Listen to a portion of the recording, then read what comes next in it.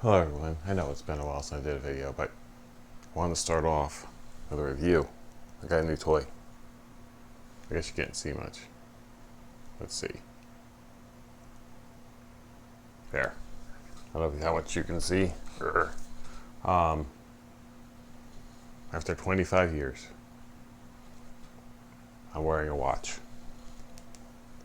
I would decide to go ahead and spend money I was saving up for something else on the Apple Watch instead. And I want to take a few minutes to give it the review of it because all the reviews I've seen of the Apple Watch always review the base functions of the watch. And the reason why I got the Apple Watch over Android Wear, one of the others, or Fitbit, or one of them, is there's things the Apple Watch can do that none of the other ones can do. So first off, it's got the normal, here let me take it off. On the back, that's your heart rate sensor. On your front, that's your display. I've took it off my wrist now, so it's automatically locked. If I try to use it, I'll have to enter a passcode. And it can do all the normal things like, it's trying to measure my heart rate. See the little LEDs? I don't think it's going to figure much out right now. Oh, those are bright LEDs. Here, you can look at them. And it will do stuff like tell you the weather. See? And all the normal stuff you would expect. But here's the thing, right? The thing that separates the Apple Watch from all the other Fit devices out there is if I get Fitbit or Garmin or TomTom or any of them, I have to use their apps. By using the Apple Watch, I can ignore all the stupid. It's got this Apple Workout app and this other app that's supposed to teach you how to breathe. I think I'm okay with my breathing skills at this point in life. There's some other things I got to work on, but I think I got breathing down like a long time ago. So, and this is the Nike version, so it's got Nike Plus on here too. I can use any of that. I've been, trying to get healthy for a long time. So I have MyFitnessPal for measuring my diet. I have Runkeeper for tracking my runs. I have various different apps. I use Weather Underground for my weather. I use, none of these are the built-in apps. I use Audible from audiobooks, not iTunes.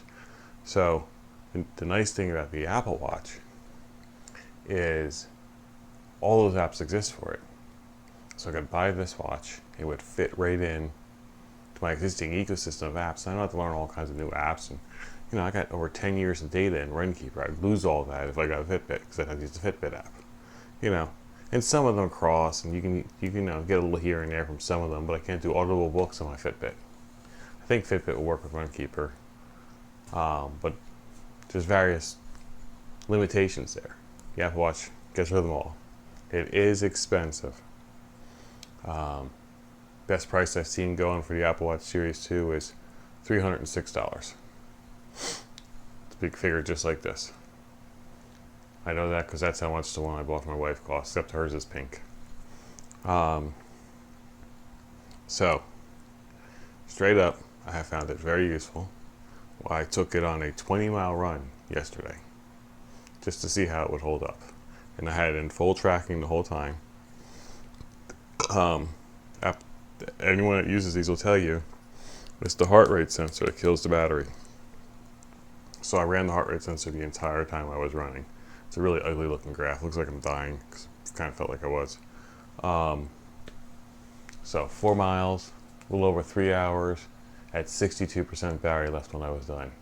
That's a good battery for this kind of use case. It easily will go 2 days of normal use. I do put it on a charger every night. It's got, oops, I dropped it. It's got a wireless charger. You remember my video on wireless chargers? So, here is the wireless charger for the Apple Watch. Right? Notice it's a wire. We don't really have wireless charging. We just pretend to have wireless charging. What wireless charging means is it sits on here as a magnet as opposed to plugging in. And we'll call this wireless charging.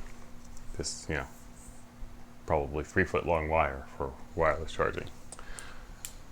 Besides that, it has text messages and all the other normal stuff you would expect from an Apple product. Pretty much, it acts as a second screen to the iPhone. So now if I'm sitting in a meeting and my pocket buzzes, I really don't know if that's an email, a Facebook message, a Twitter alert, an Instagram update. I don't know what's going on, and I have to make a decision in the middle of a meeting. Do I pull out the thing and check it? But now I can just go like this, and everyone thinks, oh, he's just checking his watch. And I can tell immediately on here if it's something I got to react to. If it's if it's a message from my wife, I might go like this and just scan through it real quick and then put it back down. And it's so much more convenient than trying to dig around in my pocket and not interrupt the meeting or whatever.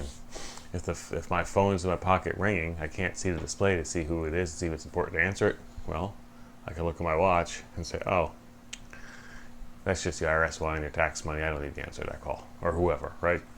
So it also has nice, like I said, the weather apps, and I got the dark sky weather app on here, which is kind of cool because it tells you what the next thing is. Like right now it says sunrise in 9 hours. It's the next weather event. It'll say stuff like rain to start in 10 minutes and rain to end in 30 minutes. So you can tell, like, I want to go for a walk. Oh, it's going to rain in 7 minutes. I think I'll wait on my walk or whatever. So it's a great little thing. Like I said, it is expensive. Surprisingly comfortable to wear with this, I don't know, kind of rubbery plastic band. Waterproof. That's very important to me. All my products to be waterproof because I never know where I'm going to be. The heart rate monitor, as best I can tell, is extremely accurate. I've read a whole bunch of other articles about people comparing it to, chest straps and stuff like that and coming up with the same thing. As long as you wear it tightly. If you're one of these people, here, let me show you. I see these people all the time. They wear the watch like this, so it's a little loose on the wrist, and they can slide it back and forth. The heart rate monitor will fail. It will give you bad results. And if you do your test with it like this loose, it won't work. But if you have it tight, it is actually fairly accurate, best I can tell. That's actually more accurate than any other heart monitor I've used. So it's tight like that, so you can't get your finger under it. Then it can read your pulse. Duh. So again, Apple Watch, I think it was $309. It's the best price I've seen on them, new. I'm sure you can go on eBay and find somebody's beat up one. The screen is actually pretty tough.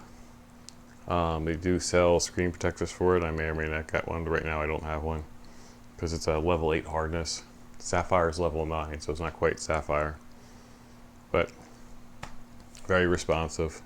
It has 2 levels of apps. So if you have, I gotta unlock it.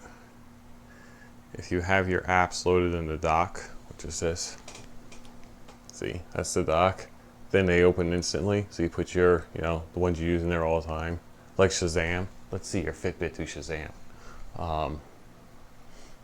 They'll load just like that. If they're not in your dock, if they're just one of the gazillion apps that they have out there for it, see, then they load a little bit slower, but still not bad. You can do stuff like, I can control my lights. See, watch, I'll show you. Ooh, you can't see me now. Well, that's like a little glow from the watch. I can turn the lights back on. Whee! See how that works? All from my watch. You can use it to make phone calls, just like, Penny from Inspector Gadget.